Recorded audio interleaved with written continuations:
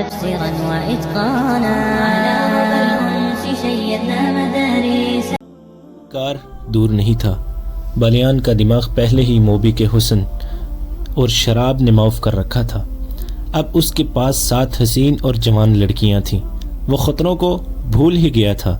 موبی اسے بار بار کہتی تھی کہ اتنا زیادہ کہیں رکنا ٹھیک نہیں. جتنی جلدی ہو سکے سمندر پار پہنچنے کی کوشش کرو. ہمارا تعاقب ہو رہا ہوگا. مگر بالیان بے فکر بادشاہوں کی طرح کہکہا لگا کر اس کی بات سنی انسنی کر دیتا تھا. لڑکیوں کو جس رات آزاد کرایا گیا تھا اس سے اگلی رات وہ ایک جگہ رکے ہوئے تھے. بالیان نے موبی سے کہا کہ ہم 7 مرد ہیں اور تم 7 لڑکیاں ہو. میرے ان 6 دوستوں نے میرا ساتھ بڑی دیانتداری سے دیا ہے. میں ان کی موجودگی میں تمہارے ساتھ رنگ ریلیاں مناتا رہا.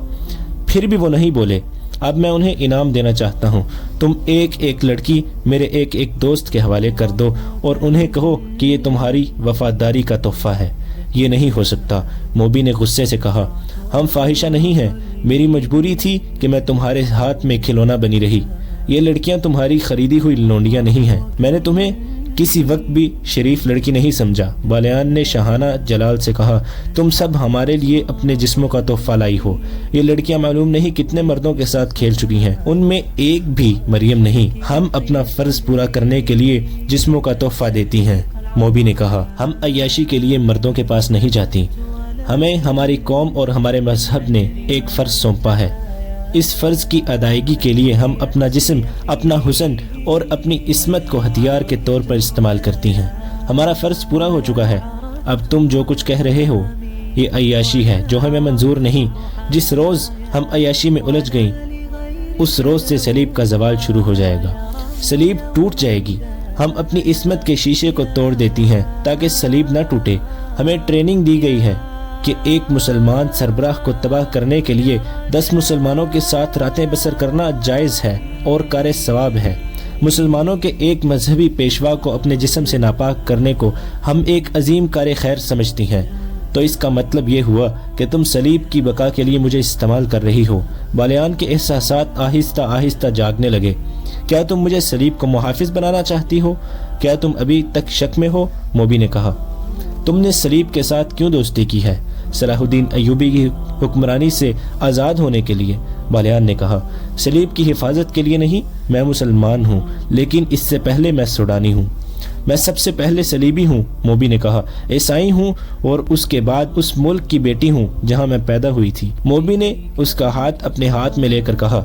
اسلام کوئی مذہب نہیں، اسی لیے تم اپنے ملک کو اس پر ترجیح دے رہے ہو. یہ تمہاری نہیں تمہارے مذہب کی کمزوری ہے. تم میرے ساتھ سمندر پار چلو. میں تمہیں اپنا مذہب دکھاؤں گی. تم اپنے مذہب کو بھول جاؤ گے. میں اس مذہب پر لعنت بھیجوں گا جو اپنی بیٹیوں کو غیر مردوں کے ساتھ راتیں بسر کرنے اور شراب پینے کو ثواب کا کام سمجھتا ہے. بالیان اچانک بیدار ہو گیا. اس نے کہا. تم نے اپنی عصمت مجھ سے نہیں لوٹائی بلکہ میری عصمت لوٹی ہے. میں نے تمہیں نہیں بلکہ تم نے مجھے کھلونا بنائے رکھا ہے. ایک مسلمان کا ایمان خریدنے کے لیے عصمت کوئی زیادہ قیمت نہیں. لڑکی نے کہا. میں نے تمہاری عصمت نہیں لوٹی، تمہارا ایمان خریدا ہے. مگر تمہیں راستے میں بھٹکتا ہوا چھوڑ کر نہیں جاؤں گی. تمہیں ایک عظیم روشنی کی طرف لے جا رہی ہوں جہاں تمہیں اپنا مستقبل اور اپنی عاقبت ہیروں کی طرح چمکتی نظر آئے گی. میں اس روشنی میں نہیں جاؤں گا. بالیان نے کہا. دیکھو بالیان، موبی نے کہا. مرد جنگ جو مرد وعدے اور سودے سے پھرا نہیں کرتے. تم میرا سودا قبول کر چکے ہو. میں نے تمہارا ایمان خرید کر شراب میں ڈبو دیا ہے اور تمہیں منہ مانگی قیمت دی ہے. اتنے دنوں سے تمہاری لونڈی اور بے نکاحی بیوی بنی ہوئی ہوں. اس سودے سے پھرو نہیں. ایک کمزور لڑکی کو دھوکہ نہ دو. تم نے مجھے وہ عظیم روشنی یہی دکھا دی ہے جو تم مجھے سمندر پار لے جا کر دکھانا چاہتی ہو. بالیان نے کہا. مجھے اپنا مستقبل اور اپنی عاقبت ہیروں کی طرح چمکتی نظر آنے لگی ہے. موبی نے کچھ کہنے کی کوشش کی تو بالیان گرج کر بولا. خاموش رہو لڑکی. صلاح الدین ایوبی میرا دشمن ہو سکتا ہے لیکن میں اس رسول کا دشمن نہیں ہو سکتا جس کا صلاح الدین ایوبی بھی نام لیوا ہے. میں اس رسول کے نام پر مصر اور سوڈان قربان کر سکتا ہوں. اس کے عظیم اور مقدس نام پر میں صلاح الدین ایوبی کے آگے ہتھیار ڈال سکتا ہوں. میں تم کو کئی بار کہہ چکی ہوں کہ شراب کم پیو، موبی نے کہا۔ ایک شراب، دوسرے رات بھر جاگنا اور میرے جسم کے ساتھ کھیلتے رہنا، دیکھو تمہارا دماغ بالکل بیکار ہو گیا ہے۔ تم یہ بھی بھول گئے ہو کہ میں تمہاری بیوی ہوں۔ میں کسی فاحشہ صلیبی کا خامن نہیں ہو سکتا۔ اس کی نظر شراب کی بوتل پر پڑی۔ اس نے بوتل اٹھا کر پرے پھینک دی اور اٹھ کھڑا ہوا۔ اس نے اپنے دوستوں کو بلایا، وہ دوڑتے ہوئے آئے۔ اس نے کہا، یہ لڑکیاں اور یہ لڑکی بھی تمہاری قیدی ہیں، انہیں واپس قاہرہ لے چلو۔ قاہرہ؟ ایک نے حیران ہو کر پوچھا۔ آپ قاہرہ جانا چاہتے ہیں؟ ہاں، اس نے کہا۔ قاہرہ؟ حیران ہونے کی ضرورت نہیں، اس ریگزار میں کب تک بھٹکتے رہو گے؟ کہاں جاؤ گے؟ چلو، گھوڑوں پر زینے کسو اور ہر لڑکی کو ایک ایک گھوڑے کی پیٹھ پر باندھ کر لے چلو۔ صحرا میں اونٹ کا سفر بے آواز ہوتا ہے، گھوڑوں کے ٹاپوؤں کی ہلکی ہلکی آوازیں سنائی دیتی ہیں، لیکن اونٹ کے پاؤں خدا نے ایسے بنائے ہیں کہ ہلکی سی آواز بھی پیدا نہیں ہوتی۔ بالیان جس وقت موبی کے ساتھ باتیں کر رہا تھا، اسے محسوس تک نہ ہوا کہ ایک اونٹ ایک چھوٹے سے ریتلے ٹیلے کی اوٹ میں کھڑا ان دونوں کو اور 6 لڑکیوں کو اور 6 آدمیوں کو دیکھ رہا تھا۔ وہ صلیبی کمانڈر پارٹی کا ایک آدمی تھا۔ اس پارٹی کا کمانڈر عقل مند آدمی تھا۔ بالیان کے ڈیرے سے تقریباً نصف میل دور اس نے پڑاؤ کیا تھا۔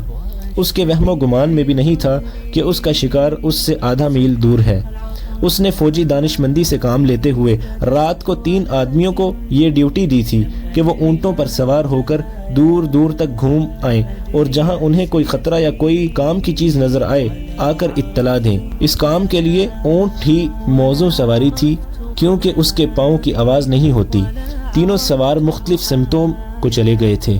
یہ سارا علاقہ ایسا تھا کہ پڑاؤ کے لیے نہایت اچھا تھا، اس لیے کمانڈر نے سوچا تھا کہ یہاں کسی اور نے بھی ڈیرے ڈال رکھے ہوں گے۔ ایک شتر سوار کو روشنی سی نظر آئی تو وہ اس طرف چل پڑا۔ یہ ایک چھوٹی مشعل تھی جو بالیان کے عارضی کیمپ میں جل رہی تھی۔ شتر سوار آگے گیا تو ایک ٹیلے کے پیچھے ہو گیا۔ یہ اتنا ہی اونچا تھا کہ اونٹ پر سوار ہو کر آگے دیکھا جا سکتا تھا۔ اونٹ اور سوار اس کے پیچھے چھپ گئے تھے۔ اسے ہلکی ہلکی روشنی میں لڑکیاں نظر آئیں جو بالیان کے فوجی دوستوں کے ساتھ گپ شپ لگا رہی تھیں۔ ان سے کچھ دور ایک اور لڑکی ایک آدمی کے ساتھ باتیں کرتی نظر آئی۔ ذرا پرے بہت سے گھوڑے بندھے ہوئے تھے، ان میں وہ گھوڑے بھی تھے جو ان لوگوں نے قیدیوں کے محافظوں کو قتل کر کے حاصل کیے تھے۔ صلیبی شتر سوار نے اونٹ کو موڑا، کچھ دور تک آہستہ آہستہ چلا اور پھر اونٹ دوڑا دیا۔ اونٹ کے لیے نصف میل کا فاصلہ کچھ بھی نہیں تھا۔ سوار نے اپنی پارٹی کو خوشخبری سنائی کہ شکار ہمارے قدموں میں ہے۔ کمانڈر نے ایک لمحہ بھی ضائع نہ کیا، شتر سوار سے ہدف کی تفصیل پوچھی اور پارٹی کو پیدل چلا دیا۔ گھوڑوں کے قدموں کی آواز سے شکار کے چوکنا ہو جانے کا خطرہ تھا۔ جس وقت یہ پارٹی بالیان کے ڈیرے تک پہنچی، بالیان حکم دے چکا تھا کہ ایک ایک لڑکی کو گھوڑے کی پیٹھ پر باندھ دو۔ اس کے دوست حیرت زدہ ہو کر بالیان کو دیکھ رہے تھے کہ اس کا دماغ خراب ہو گیا ہے۔ انہوں نے اس کے ساتھ بحث شروع کر دی اور وقت ضائع ہوتا رہا۔ بالیان نے انہیں بڑی مشکل سے قائل کیا کہ وہ جو کچھ کہہ رہا ہے ہوش ٹھکانے رکھ کر کہہ رہا ہے اور قاہرہ چلے جانے میں ہی مصلحت اور عافیت ہے۔ لڑکیاں پریشانی کے عالم میں اسے دیکھ رہی تھیں۔ بالیان کے آدمیوں نے گھوڑوں پر زینے ڈالی اور لڑکیوں کو پکڑ لیا۔ اچانک ان پر آفت ٹوٹ پڑی۔ بالیان نے بلند آواز سے بار بار کہا، ہم ہتھیار ڈالنا چاہتے ہیں، لڑکیوں کو قاہرہ لے جا رہے ہیں۔ وہ حملہ آوروں کو سلطان ایوبی کے فوجی سمجھ رہا تھا، لیکن ایک خنجر نے اس کے دل میں اتر کر اسے خاموش کر دیا۔ اس کے دوست اتنے زیادہ آدمیوں کے ایسے اچانک حملے کا مقابلہ نہ کر سکے، سنبھلنے سے پہلے ہی ختم ہو گئے۔ صلیبیوں کا چھاپا کامیاب تھا، لڑکیاں آزاد ہو چکی تھیں۔ چھاپا مار انہیں فوراً اپنی جگہ لے گئے۔ انہوں نے کمانڈر کو پہچان لیا، وہ بھی ان کی پارٹی کا جاسوس تھا۔ انہوں نے رات وہیں بسر کرنے کا فیصلہ کیا اور پہرے کے لیے 2 سنتری کھڑے کر دیے جو ڈیرے کے ارد گرد گھومنے لگے۔ صلاح الدین ایوبی کے بھیجے ہوئے سوار اس جگہ سے ابھی بہت دور تھے جہاں سے قیدی لڑکیاں بالیان کے آدمیوں نے رہا کرائی تھیں۔ رات کو بھی چلے جا رہے تھے۔ وہ تعاقب میں وقت ضائع نہیں کرنا چاہتے تھے۔ رہنما ان کے ساتھ تھا، وہ راستہ اور جگہ بھولا نہیں تھا۔ وہ انہیں اس جگہ لے گیا جہاں ان پر حملہ ہوا تھا۔ ایک مشعل جلا کر دیکھا گیا، وہاں رابن اور اس کے ساتھیوں کی لاشیں اور ان کے محافظوں کی لاشیں پڑی تھیں۔ یہ چیری پھاڑی اور کھائی ہوئی تھیں۔ اس وقت بھی صحرائی لومڑیاں اور گیدڑ انہیں کھا رہے تھے۔ سواروں کو دیکھ کر یہ درندے بھاگ گئے۔ دن کے وقت انہیں گدھ کھاتے رہے۔ محافظ اپنے کمانڈر کو اس جگہ لے گیا جہاں سے اس نے گھوڑا کھولا تھا۔ وہاں سے مشعل کی روشنی میں زمین دیکھی گئی، گھوڑوں کے قدموں کے نشان نظر آ رہے تھے اور سمت کی نشاندہی کر رہے تھے جدھر یہ گئے تھے، مگر رات کے وقت ان نشانوں کو دیکھ دیکھ کر چلنا بہت مشکل تھا۔ وقت ضائع ہونے کا اور بھٹک جانے کا ڈر تھا۔ رات کو وہیں قیام کیا گیا۔